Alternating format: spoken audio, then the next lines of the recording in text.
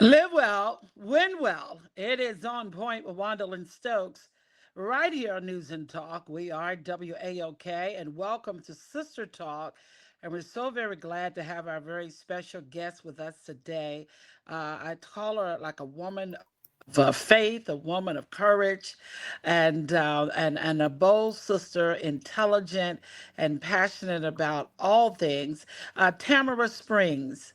Welcome to On Point. How are you? I am well. How are you? I am doing extremely well, and I'm certainly delighted to have you to share with us today. How have you been? You know, I am blessed. I'm blessed. I am healing, and I am here. So I count that all joy. How are you?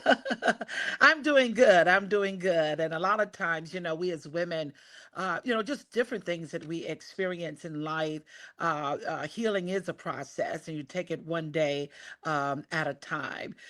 You have a new book. You have a book out.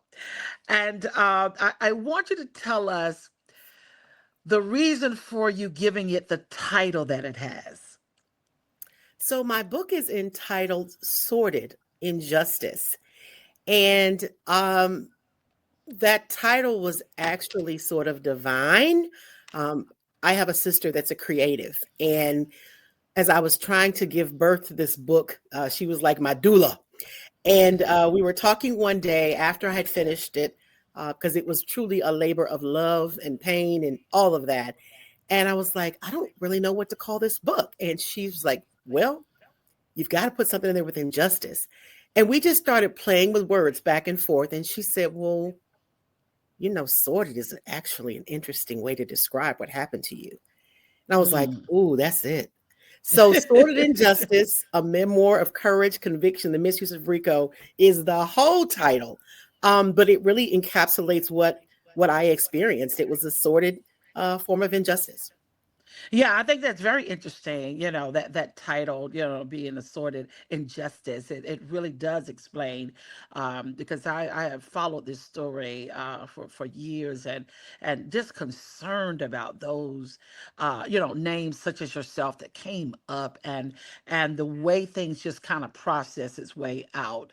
Talk to us about it. I mean, because you're a former Atlanta Public Schools leader, and in this book, you're kind of taking readers deep inside one of the most, how you describe, notorious educational scandals Mhm. that have happened in Atlanta. Tell us about it.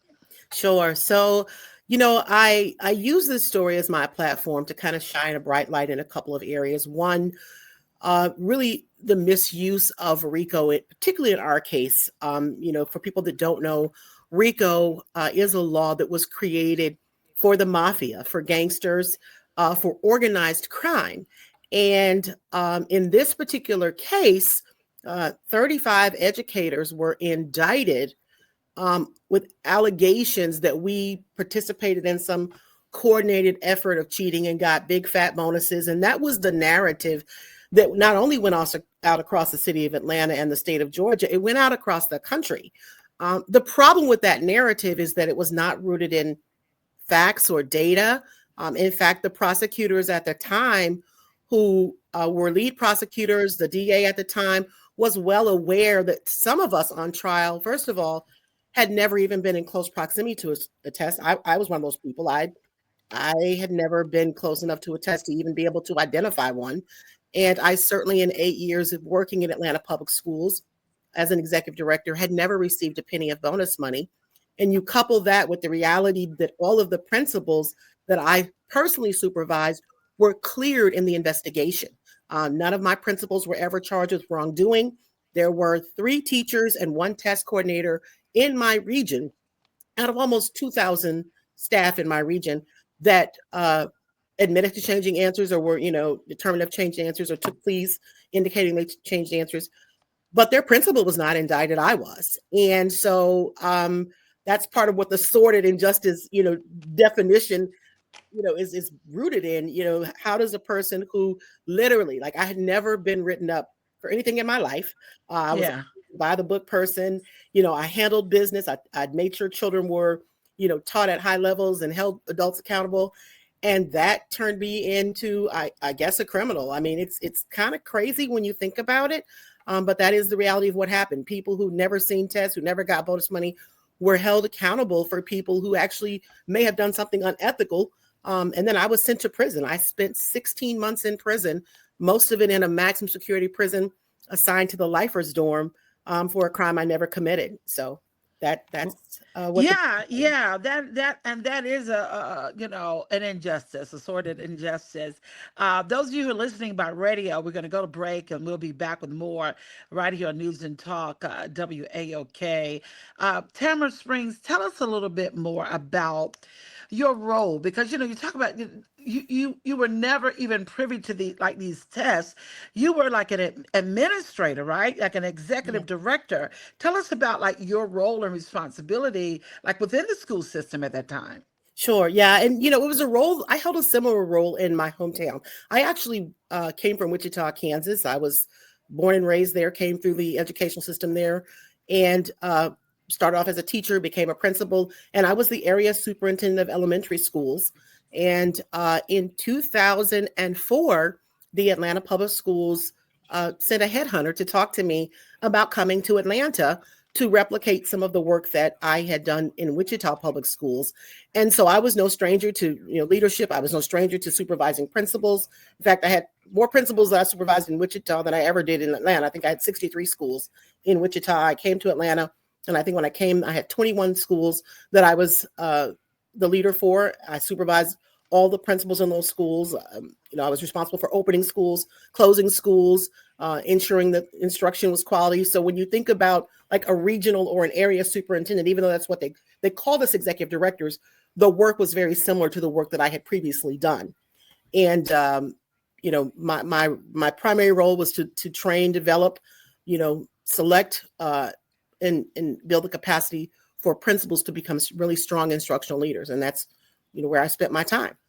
Yeah, yeah. And when you think about like principals overall Mhm. in the school system, what is their role and their function? Like these principals that you were training and leading and making sure that they were successful Yeah. as principals. So in Atlanta, the primary role of the principal was to be what we call the instruction leader of the school. They were really there to ensure that teachers had what they needed to, provide excellent education. They were supposed to be individuals that could go into a classroom, conduct observations, give meaningful feedback to teachers that help them improve their practices. Ultimately, they were held accountable for student results.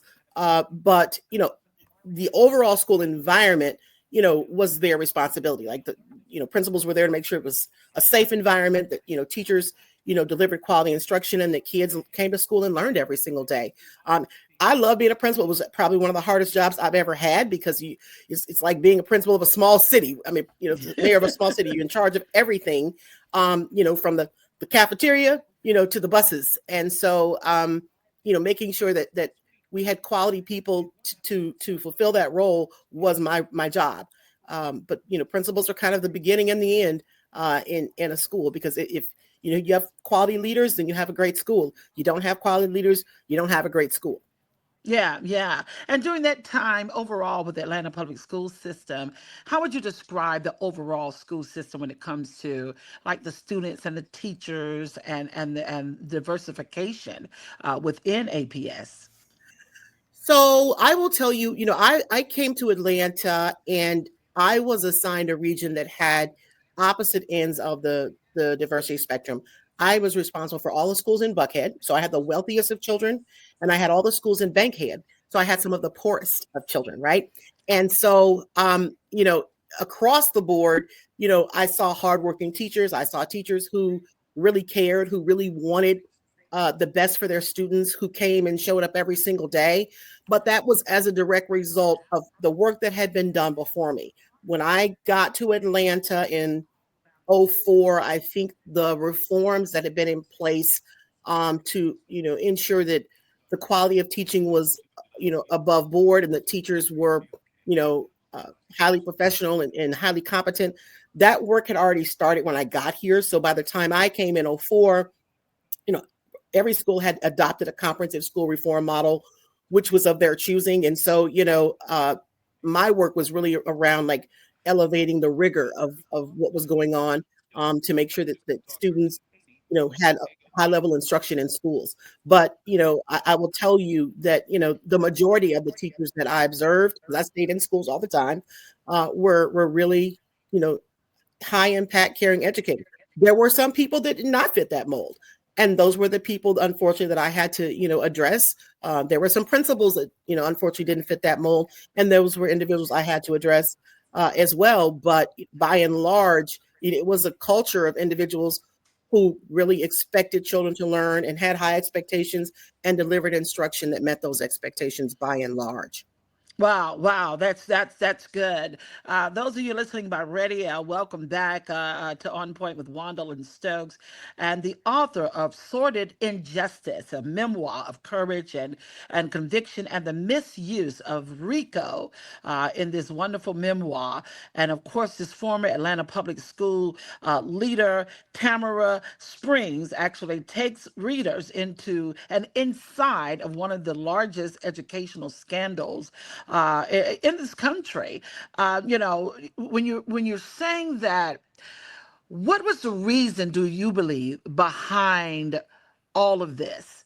The efforts to take down black leaders and a lot of female leaders in the educational system in APS.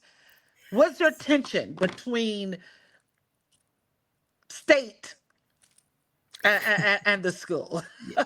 Yeah, so I don't want to give too much away that's in the Yeah. book, but I will tell you that politics is at the center of the entire case.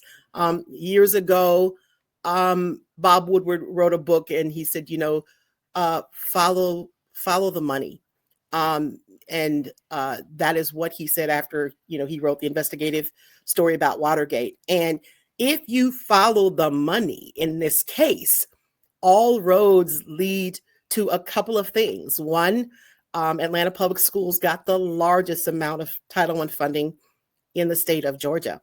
Those were federal funds.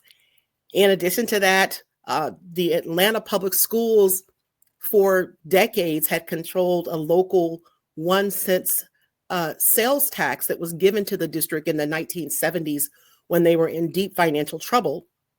And the caveat with the award of that 1 cent sales tax was that it could never be revoked. It had to be voluntarily given back by the school district back to the city of Atlanta.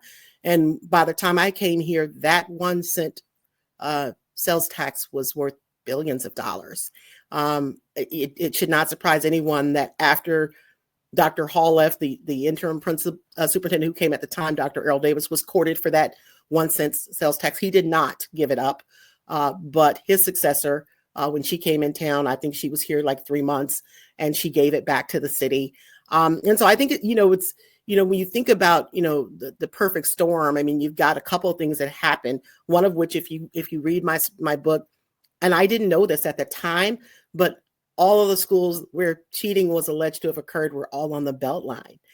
If you've lived in Atlanta any amount of time, you now know what the value of the houses are on the Beltline and the ethnicity of the people who live in those houses. And so, when people want something back, they find ways to take it back. And, what better way than to take a school district that was pretty progressive at the time? I remind people that at one point, I don't remember if the year was 2008 or 2009, somewhere in there, Atlanta Public Schools had the highest number of Gates Millennium Scholars graduating from high schools in the country. We had a double-digit number of Gates Millennium Scholars. No other school district had done that. And I remind people that you don't get a Gates Millennium Scholarship on CRCT scores. You get Gates Millennium Scholarships on ACT and SAT scores. You also had, the NAEP, the National Association of Educational Progress, that flew people in to do assessments to measure academic progress for students all across the country. And Atlanta Public Schools voluntarily participated in something called the TUDA, the Trial Urban District Assessment. And Atlanta Public Schools was named the fastest growing school district in the country by outside people who came and administered those tests to a random sampling of students, hundreds of kids across our district. and they, it wasn't us giving the test. It was people flying in from across the country. So there are so many indicators that Atlanta Public Schools was doing a lot of great things, progressive things for children of color. We were sending kids to college like nobody's business, and they weren't just going to anybody's college. Like, we had kids going to the Posse Foundation, to middle Ivies, to Ivy League schools by the dozens. And I think, history, if you look at history, every time it seems that there is movement in a positive direction for children of color, poor children, somebody determines that that shouldn't be happening. And so they find a way to shake it up and disrupt it. But there are definitely political implications for what happened. You can see now as you look, those who are in Atlanta is a charter school district now. Charter schools, cut their teeth in the state of Georgia. And Dr. Hall, rest her soul, she was pro public education. She was not pro-charter. She was an anti-charter, but she believed that quality public schools needed to be in place because the majority of children attended public schools at the time. But now, that's not the case in the city of Atlanta. So, you couple that with all things, and there's it's in the book that I won't go into, but lots of politics at play in this case. And, that sort of, again, why the name Sordid Injustice is apropos, because it, when you look at the underlayer, and, I don't withhold anything in this book. I'm very transparent. I have receipts to back up every single thing that I've written. And, the trial transcripts say most of what I'm saying. So, anyone who's questioning, oh, did that really happen? Yeah, go, Google it or go look at the trial transcripts. The reality is that, there were lots of politics at play. Yeah. And that's what we knew and felt, all the way through this process. And Dr. Hall, at the time was very adamant about public school, and she kept the right team in place of educators and administrators that it would ensure. And that's why the scores were so high, the testing and the students were growing. And also, in addition, the finances, because there were companies that Dr. Hall had built relationships with that were investing in these schools as well and these programs. And so, I mean, you're right on point with this. I've got a caller on the line who has a question for you. Deborah, welcome. Tamara Springs is on the line. Go right ahead. Thank you, Juandolyn. You always bring it. Ms. Springs, well, I'm glad y'all brought up Dr. Hall, so I wanted you to tell the audience a little bit more about her.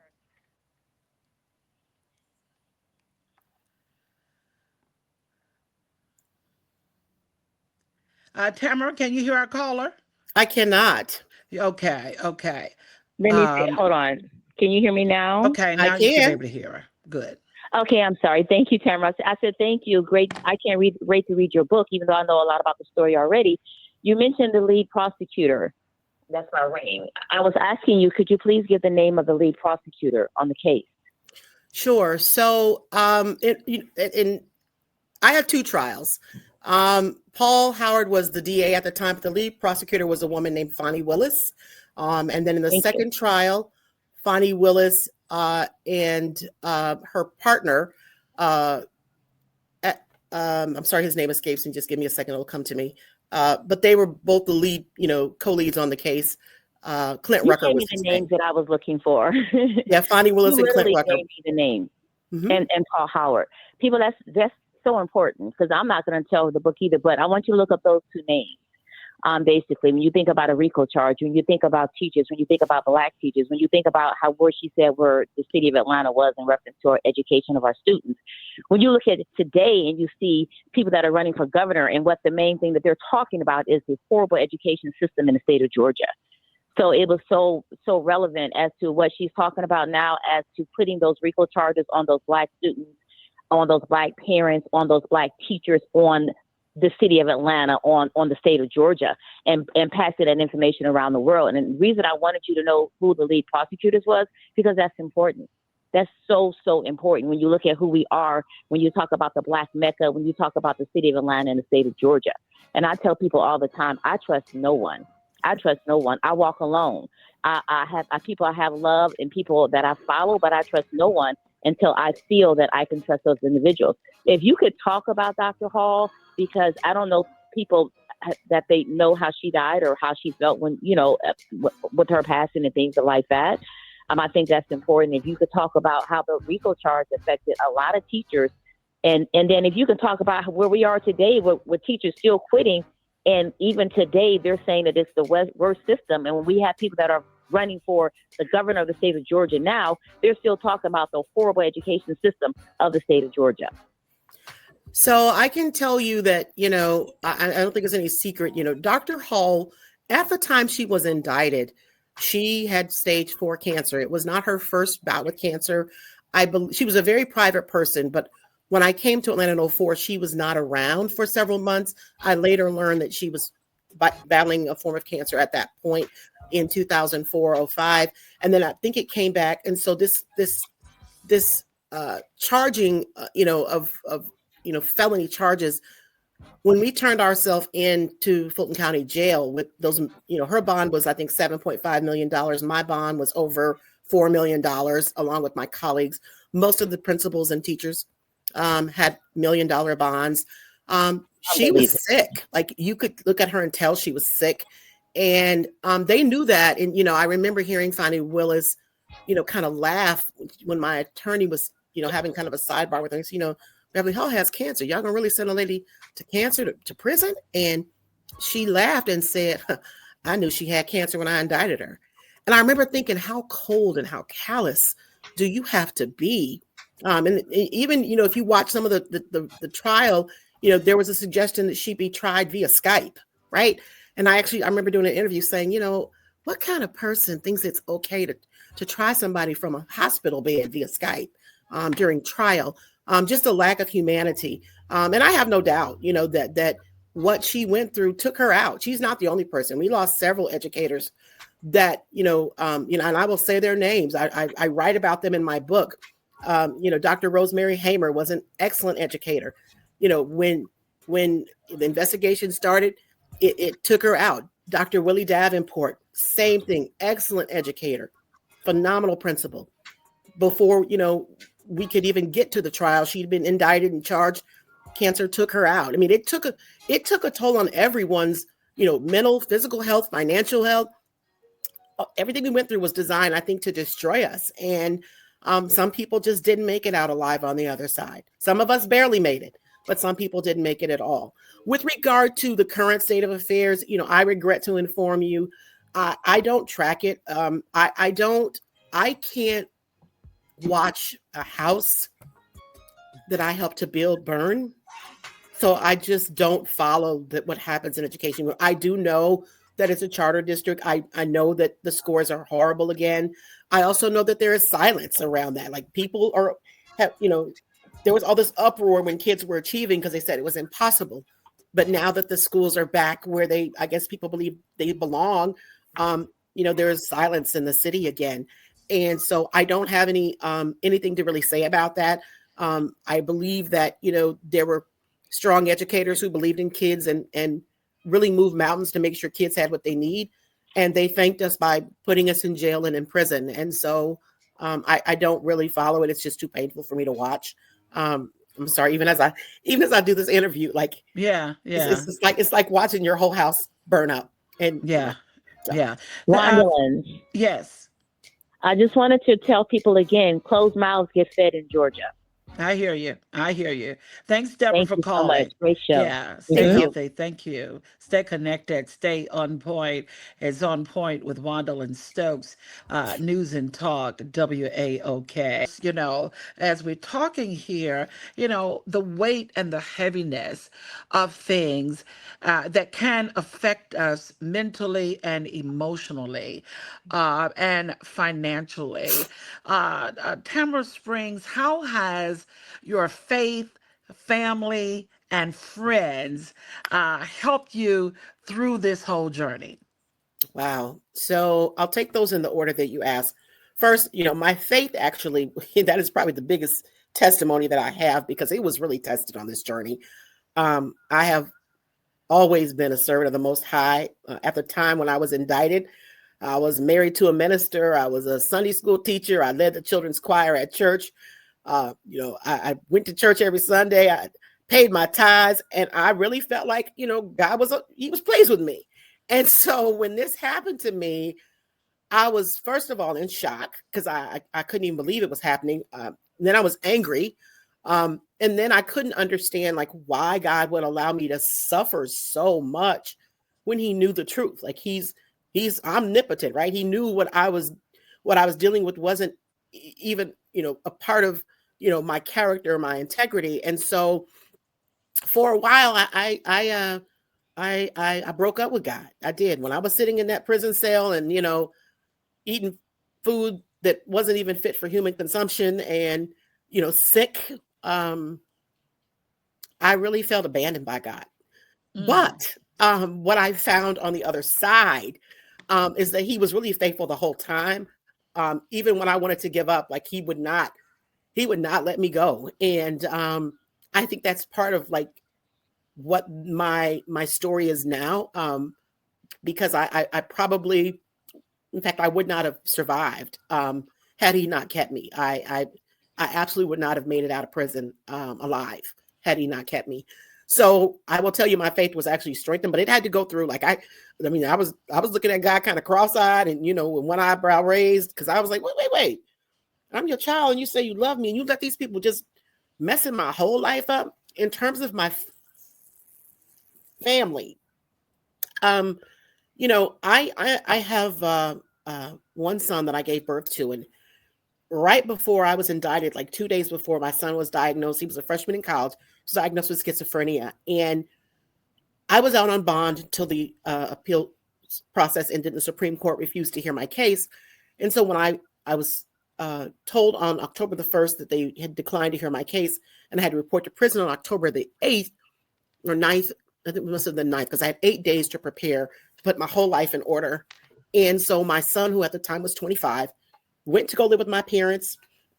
Long story short, he had an altercation with my dad, and he ended up in trouble with the law, with some domestic violence charges with my father, which my father, had dropped.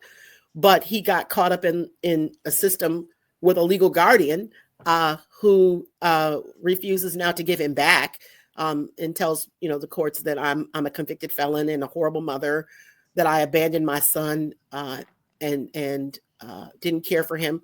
When I was sent to prison, I didn't abandon my son, but I've been fighting for 6 years to get him home. I've been home 5 years. He's been in there 6 years. And, I can get him home, as the lawyer told me about a year ago, for $20,000. That's why I wrote this book. I'm trying to raise the funds to get my son back home so that he can come out of a hospital that's really not helping him much. So that he could get the treatment that he got when he was here in Atlanta. Because it really, people don't realize when you send a person to prison, you disrupt the family, right? Parents lose their children, mothers lose their children, fathers lose access to their children, and you have to fight another system to reunite your family when you come home. And so that's the battle that I have been involved in since January 2nd, 2020. The day I came home, I have not stopped fighting. I've not stopped going to see him because he deserves to come out of that place, but he's trapped in another system. And in terms of my family and my friends, when you go through something like this traumatic, this is public, you really do find out like who's got your back. You find out what people think of you. You find out where you stand with people. It is my family and my friends, who supported me financially. I lost everything. Every penny that I had went to pay for lawyers. So, I have no retirement. I have no life savings anymore. It's all gone. I lost my home. I lost my car. I just about lost my mind. But, I'm here today, because of people who love me. And like, I write about this in the book. My principals and my staff paid my bond to come home from jail, pretty much except for, I think, $270. When I turned myself into the Fulton County jail at the lawyer's office to go to jail, they were lined up to pay my bond. So, had people not just blessed me, like when I went to prison, one of my friends made sure that another friend paid my car payment every month so my car wouldn't get repossessed. One of my friends took over my storage because I had to throw all my things in storage because I lost my house.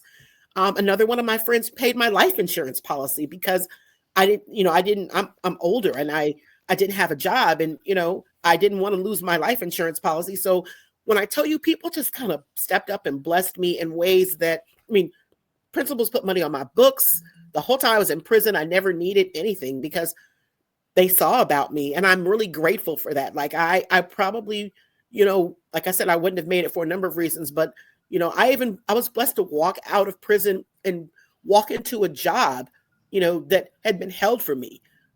2 weeks, I came home, I got into therapy, I rested for a couple of weeks, tried to get my son back, didn't realize how hard it was going to be. And then I went to work for, a nonprofit. And so, all those things just kind of helped to try to rebuild everything I had lost. I'm still in a rebuilding phase, even 5 years later. But, I would not have made it without, the support of my family, my friends, my parents. People prayed for me. I still run into people. I was at a wedding on Saturday, and this teacher was in the elevator. She's one of my former teachers. And she looked at me and I was like, I know you. And she said, I know you. And she kind of looked, because I look very different now. My hair is very different. I gained a little weight. And so she said, what's your name? And I said, well, it was Tamara Cotman. But now, and before I could get it out, she jumped across the elevator, grabbed me, and just started crying. And she's like, I prayed for you. Oh my God, I prayed for you. And then she looked at me, she said, ooh, you look good. You don't look like what you've been through. I was like, yeah, I guess not, but the reality is, a lot of people covered me. And I still see people, run into people, meet people who, have told me how much they prayed for me and all of us while we were going through that horrific time in our lives. Yeah. We're talking with Tamara Springs, the author of Sordid Injustice, a memoir of courage, conviction, and the misuse of RICO ebook. And you've got to get a copy of this book because you're going to find courage, strength, along with the story that she tells about that would happen to her in this educational scandal. How would you overall describe, Tamara, the injustice that was done to you and others? Well, I would say that the injustice that was done to me and others is more common than people realize. I think the greatest injustice, and I say this, with love toward my colleagues, is, the injustice where people are forced to sign plea deals to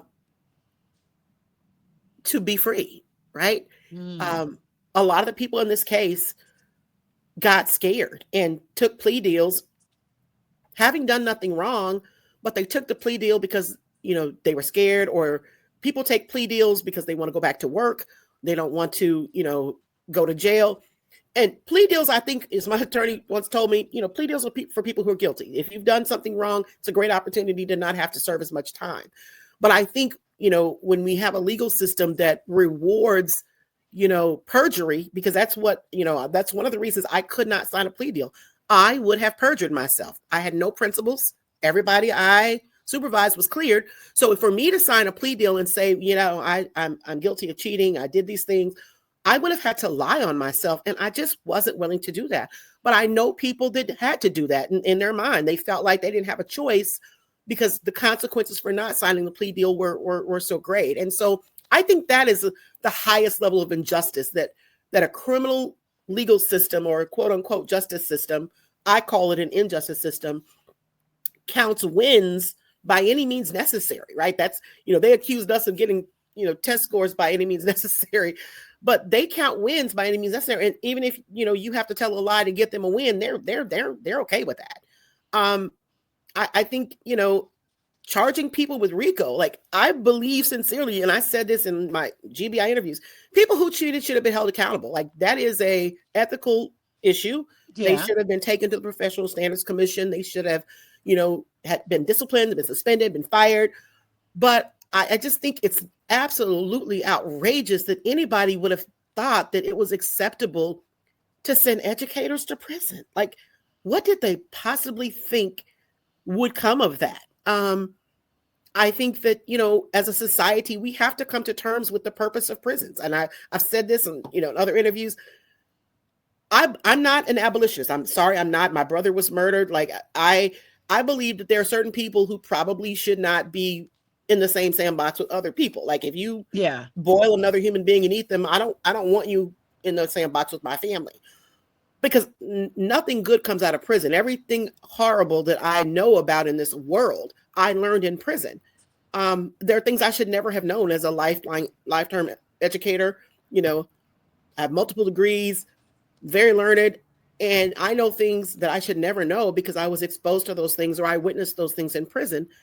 And, you know, I don't think that that's what the purpose of prison is. People shouldn't be going there and shown how to do horrible things, and, you know, it's just malicious. And so, you know, how do I feel about, you know, what happened? And I think there's lots of societal issues we have to grapple with that this case hopefully will shine a bright light on. But more than anything, I hope that it really challenges, you know, how people view charging and overcharging and RICO. Like RICO seems to be the flavor in Atlanta right now. Everybody Yeah. can get a RICO. Like they're after the protesters out here, you know, Right. against Cop Right. City getting RICO, rappers getting RICO. I mean, it's like the cloak they want to put on everybody because it's an easy way to sweep up individuals, you know, guilty or not, and hold people accountable for things that they haven't done. Yeah, yeah, you're right. On point with Juandolyn Stokes. We're going to break those listening by radio, and we'll be back with more. Tamara Springs, tell us about, you know, why did they give you 16 months, and why were you released after 16 months? You know, just overall, So I just want to clarify. They didn't give me 16 months. They gave me 20 years. they gave you 20 years. Oh Yes, my God. my original sentence was 20 years. Mine and my two colleagues, Michael Pitts and Sharon Davis Williams, all got 20 years because at that point, Dr. Hall had passed away. We were the highest ranking individuals. And as you know, some of the jurors I understand say, well, you know, somebody had to pay. Well, it would have been nice if people who actually had the bill paid, but they gave it to us. Um, because I filed an appeal first, I went through the process early, and my lawyer, as we were being sentenced, attempted to tell the judge that he was using the wrong sentencing guidelines because he gave us the sentencing for RICO, but we were actually convicted of conspiracy to commit RICO, even though there was never a conspiracy proven in court on any day. And so that carried a maximum sentence of 10 years. So about 2 weeks after we were sentenced, the judge brought the three of us back and reduced our sentence from 20 years to 10 years. He said it was because he had a change of heart, but the reality is it was an appealable decision. And so he wanted to make it difficult for us to win on appeal. So he changed it himself. Of the 10 years, I was sentenced to serve 3 in prison and 7 on probation. When I first attempted to be paroled, because you're eligible in Georgia for parole after you have served 1/3 of your sentence. So after I had served a year, my parole packet was submitted, but the parole board denied me. Someone who had access to the information told me that I had a single-digit release score, which was lower than some people that had committed murder. And I still have a letter where they told me that I was going to be serving all 3 years of that sentence. And I remember getting that letter from my counselor and just falling on like I passed out. I fell onto the floor. I don't remember when what happened, but I couldn't believe that I wasn't coming home because I'd gone to prison with another person, one teacher. She wasn't one of my teachers, but one of the other teachers in the case had been able to come home at a third of her sentence. So she had 2 years, 24 months, and at 8 months, they released her. And I was just sure I was coming home, but somebody did not want me to come home. And so Yeah. when I got that letter that I was going to be there the full 3 years, at that point, I'd had a couple of health issues in prison. My kidneys, failed shortly thereafter. Like it was just, I had all kind of problems. And I thought I was going to be there. And that December, I got called to the counselor, and she looked at me kind of nonchalant and put a piece of paper in front of me and said, you see that you're going home. And I was like, I didn't even believe it. I didn't believe it. I wouldn't tell anybody I was going home. I kept that a secret until the day before I was released because I didn't want anybody to mess it up. Yeah. And so I came home. I was the only person released on January 2nd, 2020. Wow, wow. Such an amazing story. How have you been able to do self-care? after coming home, doing Yeah. So self-care and taking care of yourself? so one of the first things I did was get into therapy. I spent a full year in therapy when I came home because prison is designed, like I said, to destroy all aspects of your well-being, and particularly your mental health. And so I spent a full year in therapy. And I've always kind of like done things to help myself, but I was in such a fragile state. Like I still don't. I'm not comfortable going out in public. Like I'm kind of a recluse, but not really. But Okay. when I go out, I usually take my husband with me. Um, I just I do a few things to bring me peace. We kind of travel a little bit. We go like to water somewhere. If we can get away to Florida, water brings me peace. And so I take care of like my mental health by spending time in safe places. I don't put myself in positions where I'm going to be out in a place where people may try to harm me, because I'm very distrustful of people now. I Okay. think it's mostly what I've experienced. I really prefer little children, elderly people, and animals. Yeah. And Okay. I just surround myself with like joy, and I protect my peace. I have a phone number that's very difficult to obtain. I don't give it out. I have relatives that don't have my direct phone number anymore. I don't, I want to limit access to me in some ways, because I don't want to be available. So much of my life was public for so long. I relish in like the private moments that I have. And so, I between therapy, my faith has also helped to, sustain me. I'm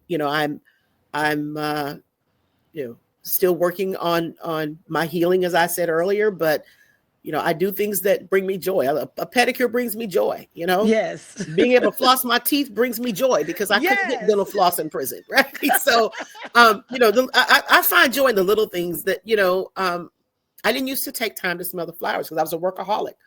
And now I work 9 to 5. Yeah. That's what I do. That's good. That's good. And it's important that we take good care of ourselves. What do you want people overall, just overall, to take away from reading your book? Well, I want people to take away a couple of things. I think the most important thing is, people should really understand that this RICO thing is dangerous. Like anybody, if you are a leader in any capacity, and the people that, work in your organization, whether you know them or not, whether you have direct relationship with them or not, and they do something, criminal, you could be held accountable for that, which is crazy. Like when you think, and I give this example, I did an interview a couple of months ago, and I have an example. If you were eating in a restaurant and somebody was across from you eating their food, and they got up and walked out and they didn't pay, and they had eaten, $280 worth of steak and lobster, and the management of the restaurant came and told you you had to pay for their food because you knew or should have known they were going to leave without paying. That is what happened in our case. Like they said, well, you knew or should have known cheating was taking place. What? And so Right. understanding how dangerous this charge is, and how it could be applied to you in your life, you and your work. I also think people should pay attention to who you put in office, right? Elected officials have, particularly DAs, have a lot of power, and who they determine who gets charged and what the charges are. That's not something that's done for them. They determine who should be charged and what charges. And when you have elected officials that literally trump up charges, manufacture evidence, blatantly lie, and allow other people to lie in court, that's dangerous. And so I would tell people just to be thoughtful about, the character of the people that you vote for. When people have questionable character in their personal lives, they're going to have questionable character in their professional lives. And, you should just be really thoughtful. I'm unable to vote. I have a felony on my record until somebody comes along and looks at this case and says, wait a minute, this isn't right. I'm prayerful that, our case will be looked at like the Central Park 5 case was looked at.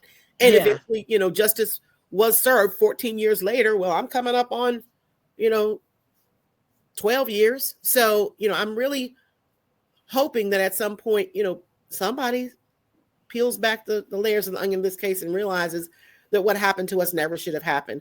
But mostly I want people to walk away understanding that if you don't speak up about things, I mean, you can look at what's happening in the world, and this is not a political statement, it's a factual statement.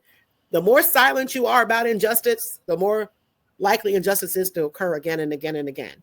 And I think if people had stood up and said, hey, wait a minute, what are y'all doing with these educators? Maybe the outcome would have been different. But by and large, the city kind of remained silent until it was too late. I mean, I appreciate the people that marched in the streets after we were convicted, but by then we were convicted, right? Right. And so, when you see something, you need to say something. If stuff isn't right, things aren't right, they don't look like, justice, then, you should call out what you see. And it's not personal. It is, what we should be doing when we see something wrong. It's happening all over the country right now. Injustice reigns supreme because Yeah. people have been silent. So Yeah. And so there is a power in speaking up, and there's a power in voting and making sure that you elect the right officials and put the right individuals in office absolutely. that walk with integrity, and professionalism. When you hear about the possible closing of 17 schools currently in the Atlanta public school systems, what comes to mind when you hear about that possibility of 17 schools closing because of low enrollment? Well, I think it's just a direct reflection of what happens when you let schools fail. I mean, people don't send their children voluntarily to poor performing schools. They choose private, they choose other kinds of educational services because they don't want their children to go to a school that's labeled as failing. Yeah. I think it's a correlation between, what happens when you let schools go.